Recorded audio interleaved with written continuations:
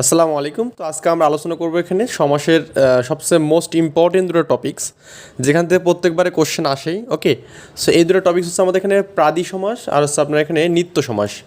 তো দুইটা সমাস আমরা কীভাবে মনে রাখতে পারি একটু পড়তে হবে এটার জন্য।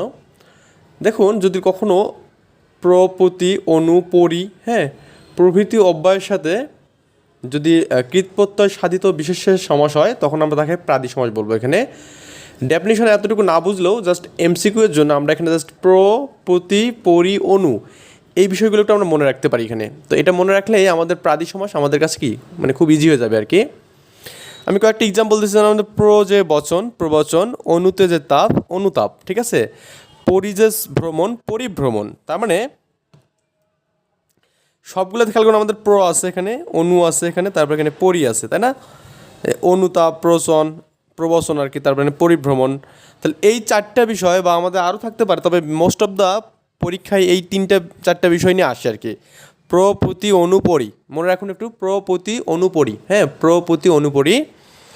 সো এই আর কি বিষয় দিয়ে আমরা এখন এই সমাসটা মনে রাখতে পারি। কিছু সমাজে প্রভাতে প্রত্যহ পরিভ্রমণে প্রগতি নামের মেয়েটি লিখে প্রবাদ, প্রবচন, প্রবন্ধ।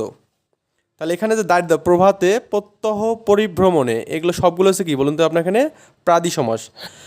প্রগতি, ওকে, এই যে মেয়েটি লিখে কি প্রবাদ, প্রবচন, প্রবন্ধ, পপস। তারপরে উপাচার্য প্রতিবাদ করলে তার অভিমুখে স্বয়ংসিদ্ধ প্রগতি আবির্ভাব হয় এখানে। তার মানে এই যে উপাচার্য হচ্ছে আমাদের কি বলুন তো আপনার প্রাদি সমাস, এটা একটা ব্যতিক্রম।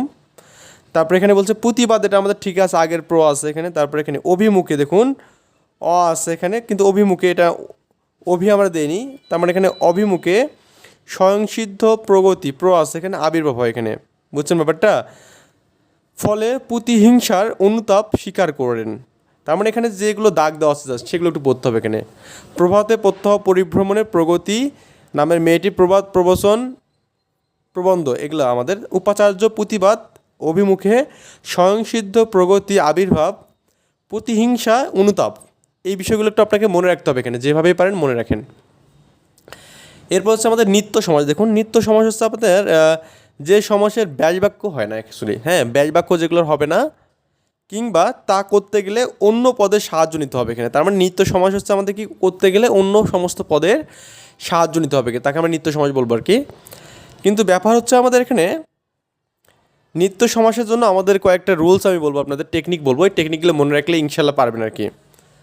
যেমন আমাদের এখানে আমি, তুমি, ও, সে, আমরা, এটা কিন্তু বহুপদী